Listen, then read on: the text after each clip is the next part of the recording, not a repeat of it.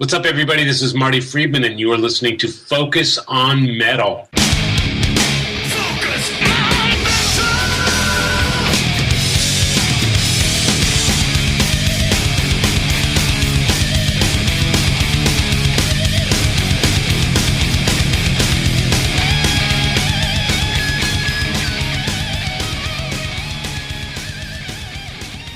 Hey, Metalhead, Scott here. Richie. Bringing you yet another edition of that which we like to call Focus on Metal. How we doing? I'm good. Good.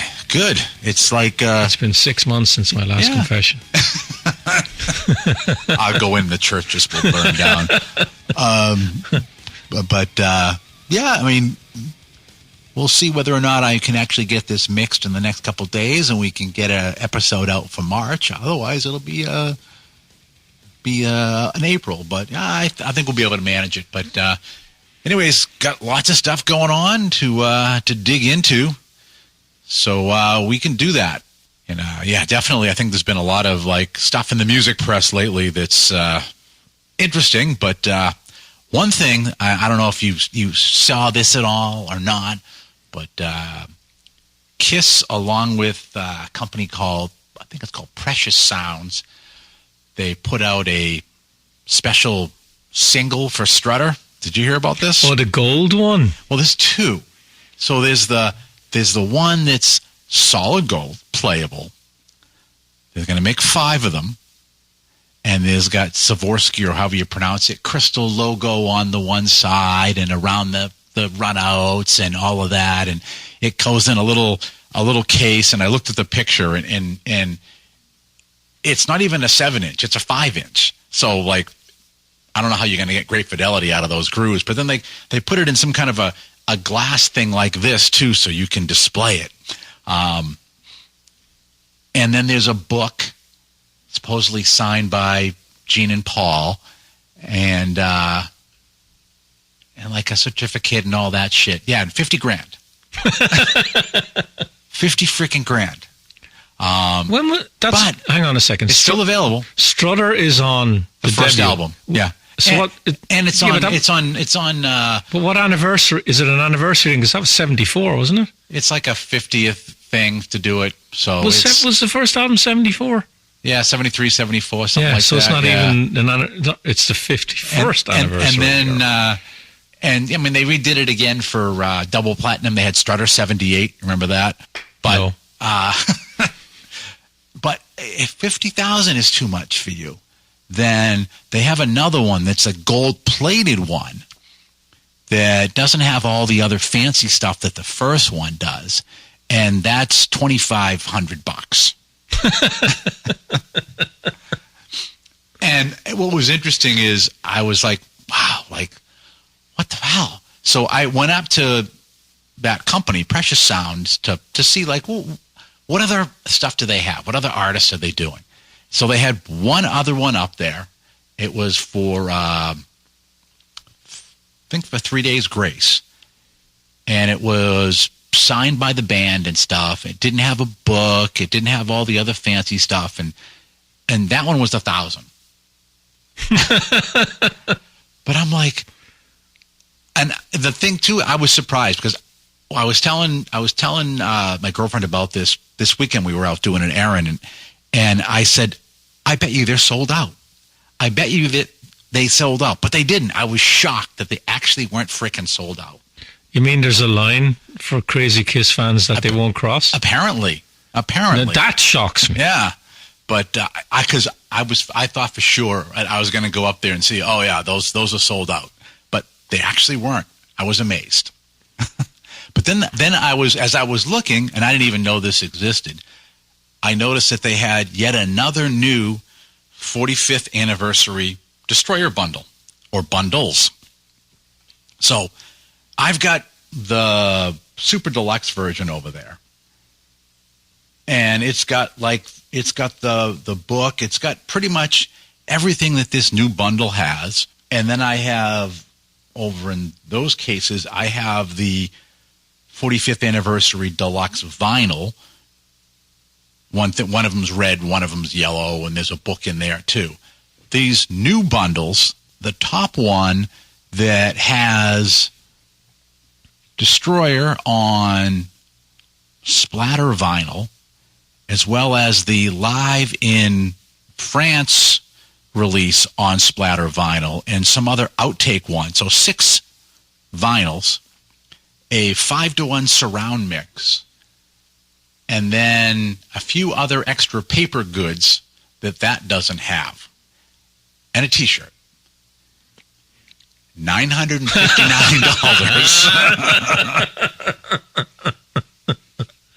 Oh my God. And you bought 3 of them? I'm like, are you kidding me? Like $959. How do you even justify that markup? Is it limited edition? Well, it is, yeah. But no, but what does it give a number? I did not give a number. But think about like the Signals, or the Moving Pictures one, or the what was the other one we talked about last time by Rush? Permanent Waves. Yes, awesome box sets, Fantastic. lots of vinyl, Yeah. nice hardcover book. Yeah. 100 to 150. Not $900. No. Right? Or even the behind the new guitar box over there.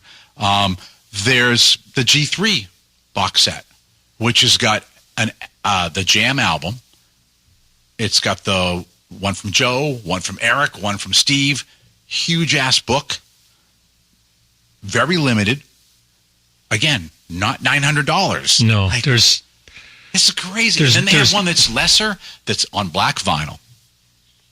Because if you can't afford the $950, you can get it on black vinyl, and it's $550. yeah, but there's nothing. There's nothing that can justify that. Yeah, Other than greed. I mean, even me, who spends a lot on vinyl, I'm like, absolutely not.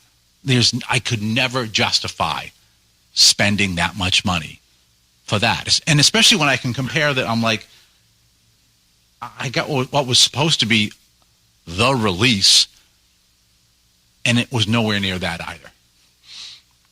But again, it's probably something you've already bought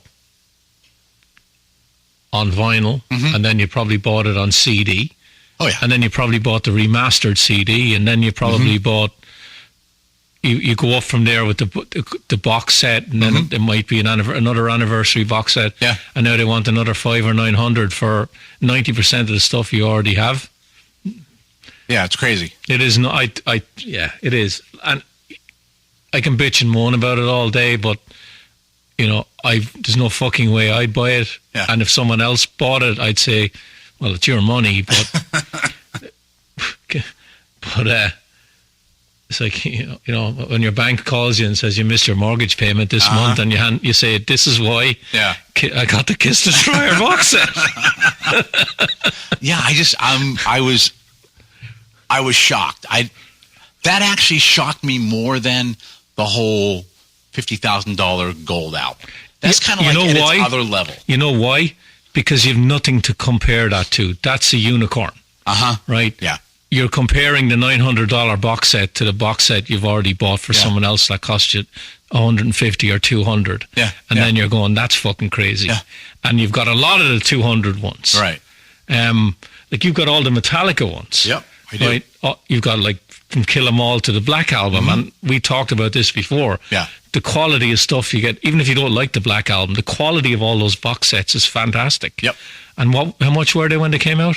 $250, $200? I paid less because it was through being a fifth member with Met Club. Yeah. So I got it early access, and I paid less, and so it was less than that. Okay, but on average, you're talking when they came out originally about 200, Yeah, 250. that's about a good average. Yeah, not 995 or whatever. And just think about the amount of vinyl that's in those box sets. Yeah. Right? Because the paper goods, well, the hardbound book, yeah, there's a certain production cost for that. But the other paper goods doesn't cost squat. And there's more. I think there's more vinyl in one of those than there is that 6-disc super deluxe set. So have you looked online, and because people do these unboxing videos, right, Yeah. on YouTube, and you're bringing up the Destroyer one. I actually wasn't aware of it. Have you actually seen anyone unbox that and give it a critical eye over it? There's when you go on to the Kiss online shop, they have it like everything laid out. They got one picture where it's all laid out with everything, so you can see it all, and it's primarily 6 albums. Obviously, the Dolby Atmos thing is on a disc, a DVD, you know, and then the book is the exact same book I have in that one, Hardback. Yeah, and then it's just. I'm not justifying this now, the price, by the way. I'm just asking. Yeah, and then just I think it's nuts. And then just loads of paper.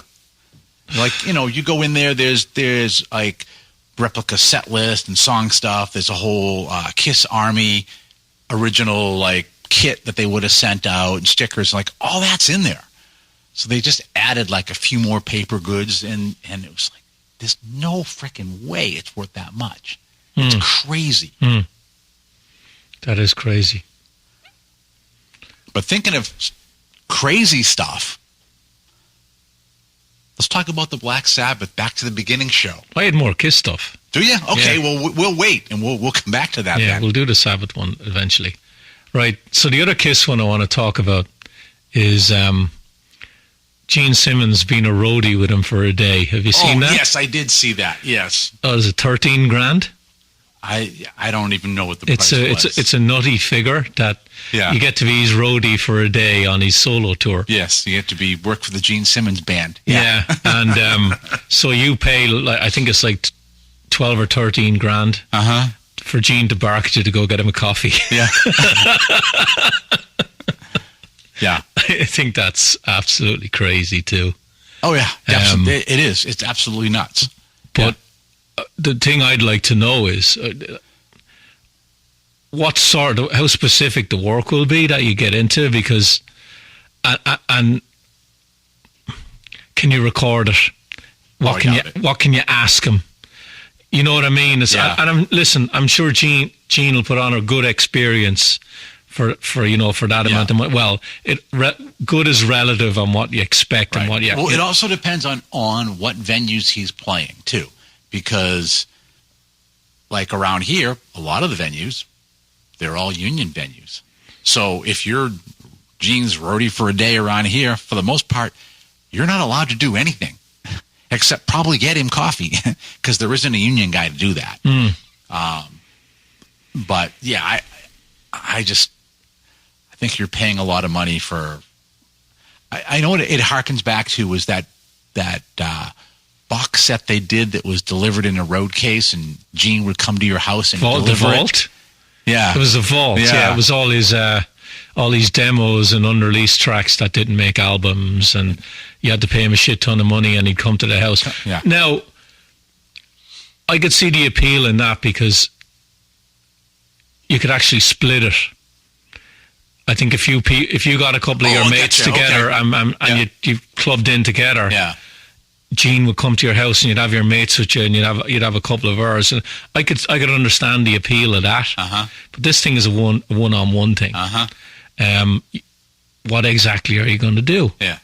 And again, it's Gene Simmons. It's not you're going to a show that Gene is playing in Kiss. Yeah. I think there's it's going to be in theaters. It's going to be, it's not going to be a full arena show. Yeah. You're not going to go on this stage that has all this shit ton of pyro. You're paying for a very, very expensive, shitty meet and greet. I don't think it's going to be shitty. And again, this is what Gene does. He pushes whatever is out there to the nth degree and maximizes the dollar. And look, like, if he wants to do that, good on Gene. But think about it, right? Gene's a businessman, right? How much of his day is really going to be involved in being at the venue and getting things ready? He's going to be on the phone. He's going to be, doing this and that and trying to push this and like having nothing to do with the show, right? He probably has very limited daily, like, okay, it's time to play. I guess I'll go pick up my bass and go play. And he's been doing it for so damn long, he could just do it in his sleep. It's not like he has to really worry about it, right? So I just feel like how involved are you even going to be? Because he's probably not going to be that involved till it's like showtime. Yeah. But again, if he's not that involved and you're paying the money, he might spend more time with you. I think because he's got other people to do all the other stuff. Things.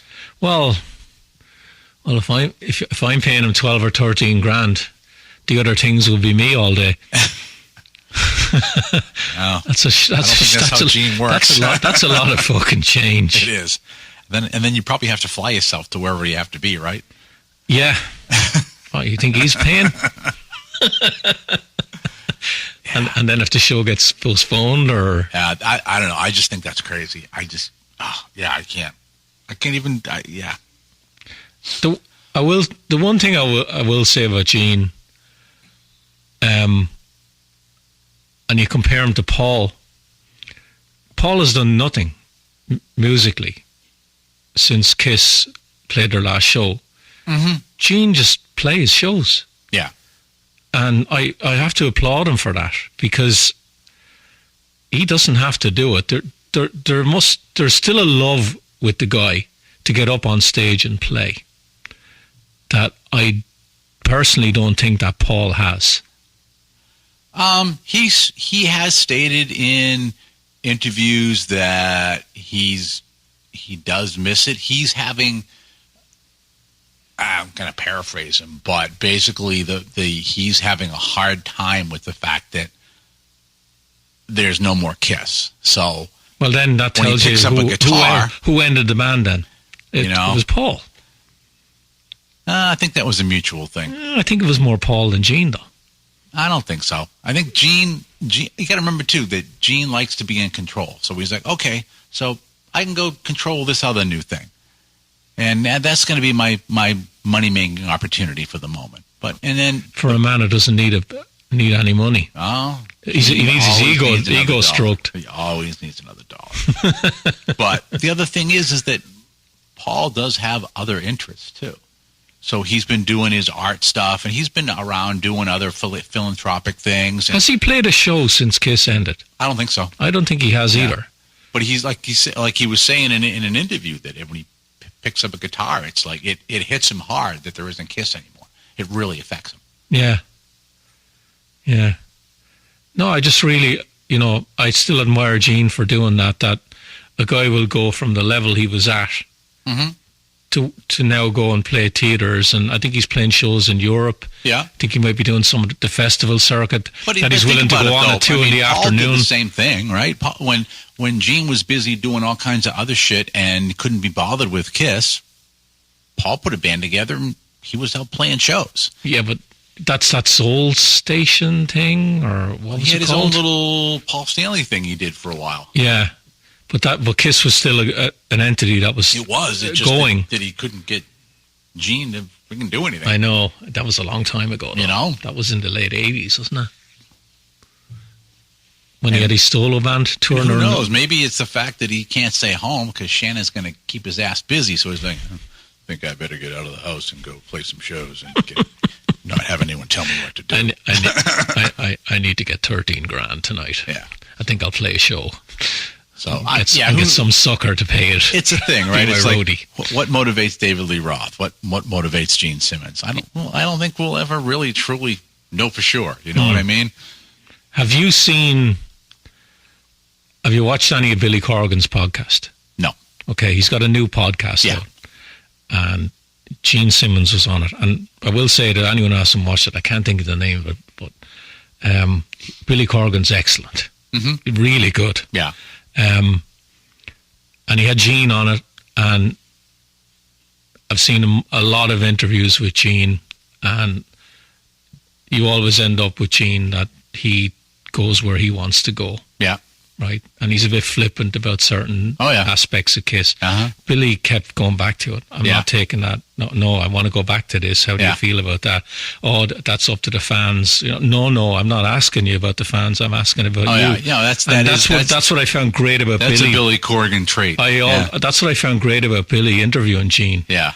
And Billy admitted himself he was a massive Kiss fan. Yeah. And he just I'm not saying he went after Gene, but he wouldn't let Gene away with some of the answers he gave him. And he did a great interview. He had Sharon Osbourne on it. he's had Tom Morello on it, which I haven't watched. Yeah, he's had Wolfgang Van Halen on Howie it. Mandel. Yeah. But Billy does a really good job. Yeah, I've seen him come up. They come up on my feed lately. Last 2 weeks, I've pretty much done nothing but watch Fractal Audio videos. he had Sharon on. Yeah, and it was a good interview. But from what I've read in the past, I think Sharon was the Smashing Pumpkins manager, and they had a falling out. Okay, and I'm nearly sure I read about that. And they didn't really touch on that.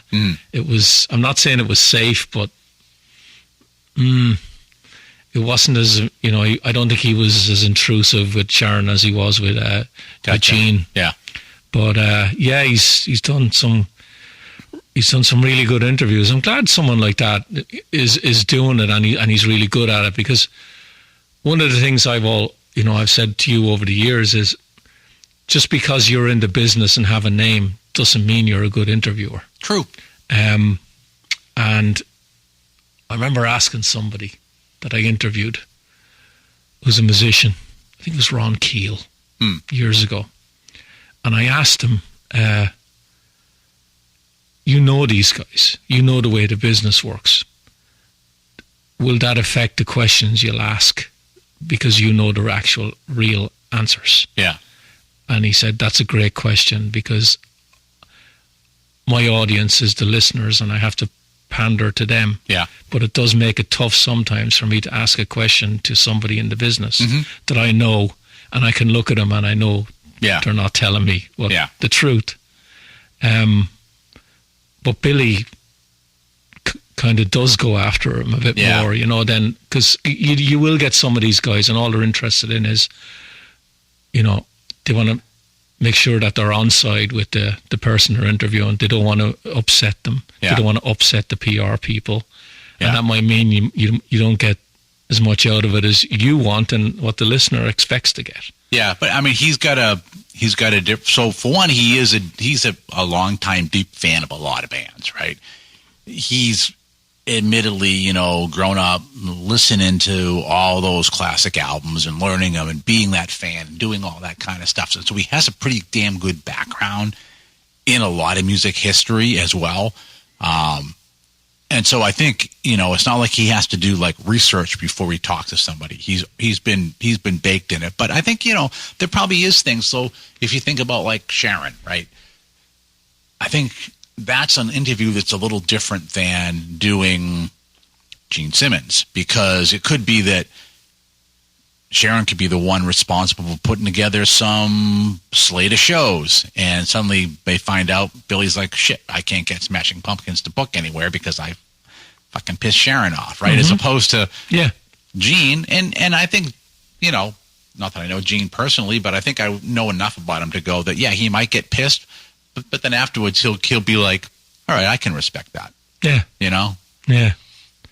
So I'd be interested to see who he has on in the future. I'm sure he'd like Geddy Lee on, and because you've seen the Rush documentary. Yeah. Billy Corgan's all over that about the influence Rush had on him. Right. But he's very impressive what he's doing so far. That's good. Yeah. Like I said, I've been just doing nothing but watching Fractal Audio videos, trying to bake myself into my new FM9, because it's insane. So that's where my head's been. Right. So we'll get to the Sabbath thing. It might be in this episode or another one. But what's your take on Megadeth signing for an offshoot of Frontiers Records? Yeah, I forwarded that on when I heard about that. So it was interesting to me. Not so much that they did it. It was more that they did it with Frontiers. Because on the whole, when you look at the Frontiers, up till now, when you look at the Frontiers label and the people they have on it, there's a certain niche that they're in, right? So there's always been kind of these boundaries in what they're doing. And thrash and the heavier side of metal always seem to be outside of those bounds. They touched on it. They had an I know Primal Fear had an album, maybe 2 with them. But that was a bit back too. Apocalypse. Is it Apocalypse? I'm trying to think of the name of the record. It was probably about 6 or 7 years ago. It was on Frontiers. Yeah, but there's like, you can see where it's been, and so maybe the fact that they have had some, call it leadership shakeup at Frontiers, maybe they looked at that and said, we want to do something, and we don't want to have it strictly on the Frontiers imprint, but now we'll start to do this other imprint that has that kind of a harder edge to it, maybe, or something. So, as a straight Frontiers, it was like, no. But in fact, they were kind of the first signing, and was like, well, I mean, in a way, I thought it's a good choice as far as product, because Dave is always super consistent with releases. He's like, every year to 18 months, he's got something new that's out, right? And he tours to support it and all that. So from that perspective, it's not like having a project signing that may never do another album, may do one in 2 years. And I granted, there's exceptions, right? Sweet Lynch, they've been pretty consistent, right? But I think from that perspective, yeah, he's a consistent artist. He's well known. He's always in the public eye, sometimes not for the right reasons, but he's always in the public eye, and tours and all that. So it's like, that's good. That's a good foundational thing if you want to pop a new imprint out. Now, what they may have given him to induce him over to that was maybe a different modicum of control. Oh, he's got a control stuff. Oh, there's no way the Frontiers model is going to work with Mustaine. Yeah. Where they're going to say, I want a sounding record like this, and you're going to do it. Yeah, so I think he's going to have control over that, and I think in a way, it works out well for him too, right? Because now he can continue to have control over his output, but he also he's now working with a company that has a pretty damn good distribution setup. So he's not going to have to worry about putting an album out and it's like nobody can find it anywhere, which is good. But the one thing with Mustaine over the years, it'll work for him until it doesn't. That's true. That's true. And then it doesn't. Mm-hmm. And then he's vocal about it. Yeah. And then he goes somewhere else on another label. Yeah. The other part that's probably appealing, and obviously, I don't know the back end machinations to all this, right? But there's really, with Junior not in the band, Dave is Megadeth, right? So I'm more than likely everybody else in that band is an employee. Oh yeah. So Dave's calling the shots. No, but that's been the case. That's been the case even when Elfson came back. He was on salary. That's true. He was. Yeah. So it's like, it's almost like a perfect thing for them to be like, okay, we get this name band, big air quotes, right? Consistent, popular. Yeah, this all works for us. We'll see. And maybe they'll be able to then get some other people to go onto the imprint. Yeah, we'll see how it goes. I'm always interested in what Mustaine writes. There's a lot of albums under the Megadeth name now. Hell yeah. Some of them are my favorites of all time. Mm-hmm. Some of the newer stuff's great. He always brings out stuff that's uniquely Mustaine sounding. Yeah. When it comes to composing and riffs and he's got his own style. He definitely has his own style. Yeah, and I know he's had, he's up there with at this stage probably with the same amount of musicians that has been in LA Guns, but he's always had great musicians playing with him. Yeah, even though I might know any of these guys. Like I have no idea of who the new guitar player is, like what bands he was in before Megadeth. But if you're playing in Megadeth, you have to be able to fucking play. Yeah. Now, what sort of creative input he allows any of these guys, that's open to discussion. Correct. Yeah. I'm sure it's, and again, no backstage stuff to know here, but I'm sure it's going to be more of he's got riffs, he's And he's always kind of like, he's like the Tony Iommi of thrash riffs, right? So he's coming in, he's got riffs, he's got ideas, and then it's more, okay, I'm now going to allow you to season the song. And if you read, Marty's book, there's a lot of that's in there too. It is excellent. I haven't read it. Yeah, there's definitely that kind of a thing of, chunks of time where Dave's got ideas, he's going to come in, this is the song, you flavor it. So, and that's probably that's what he needs, right? He needs somebody that can. One of the things that's always solo. One of the things that's always bugging me about Mustaine is the new guitarist he has is always the best the band has ever had until the next one. It nearly happens every fucking time he gets a guy in.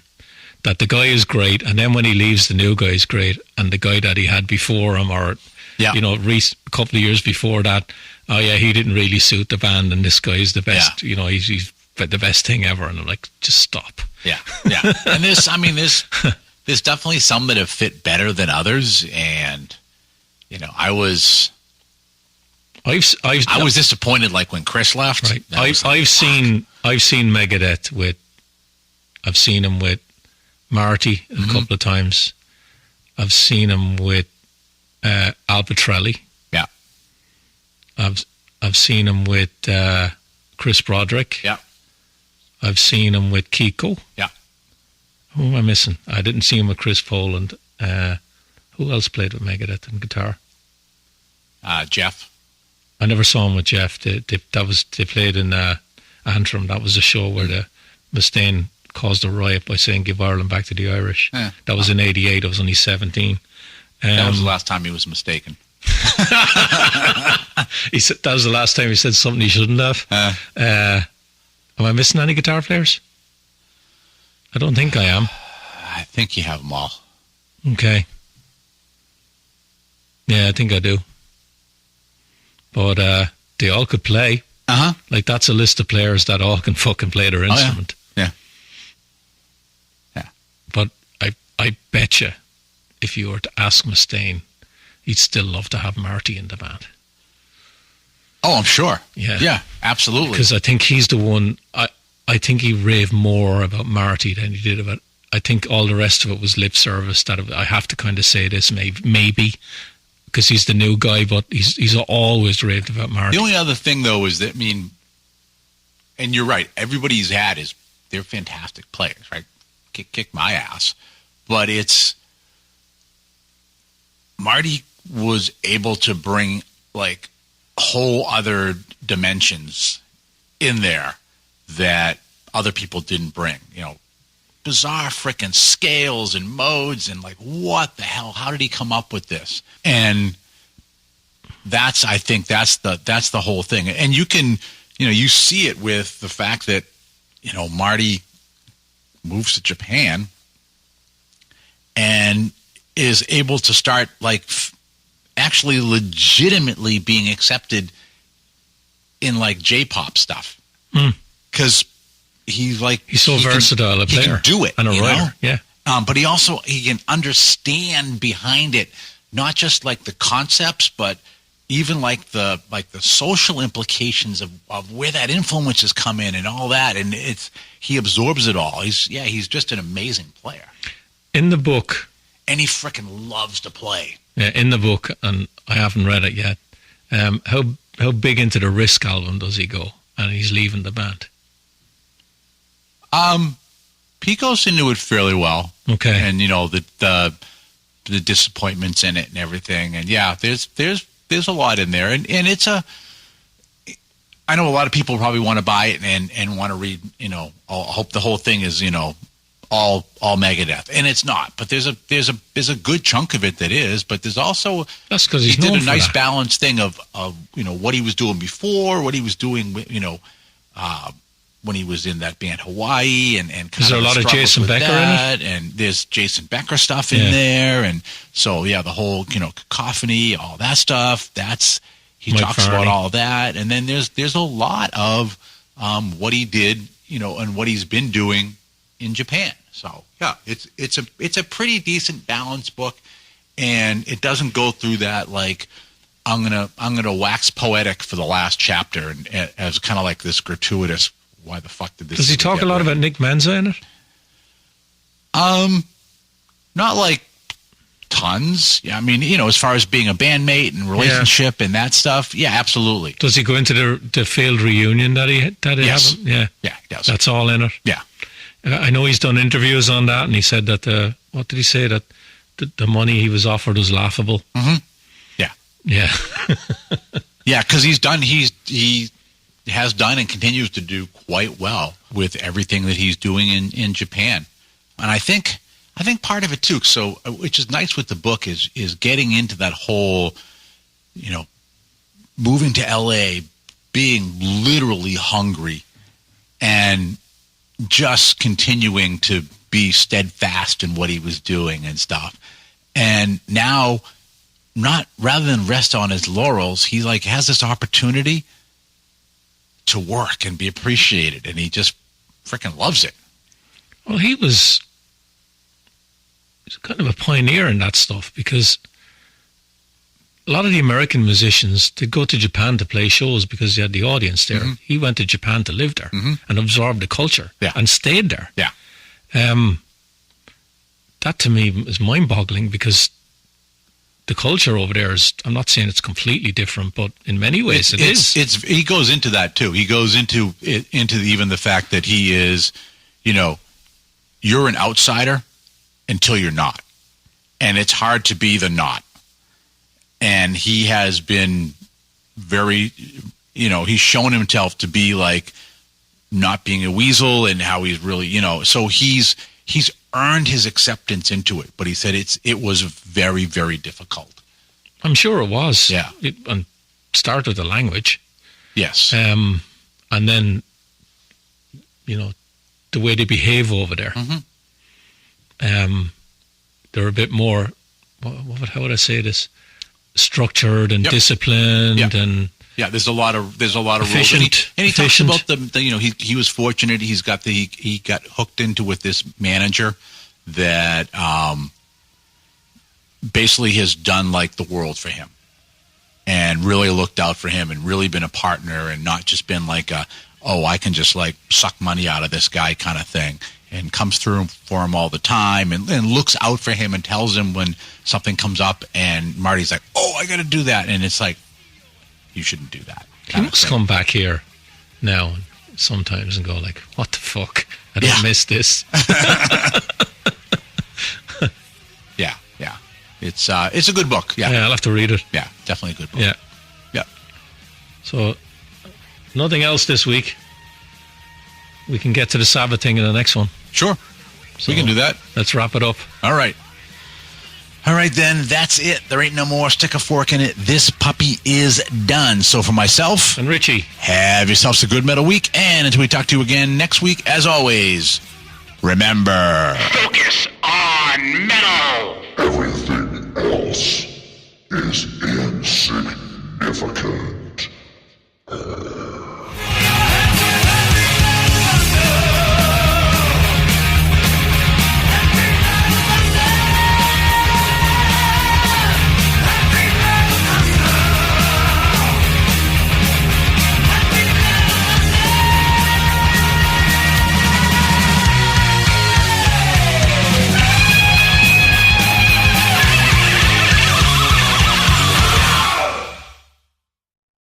You're still here? It's over. Go home.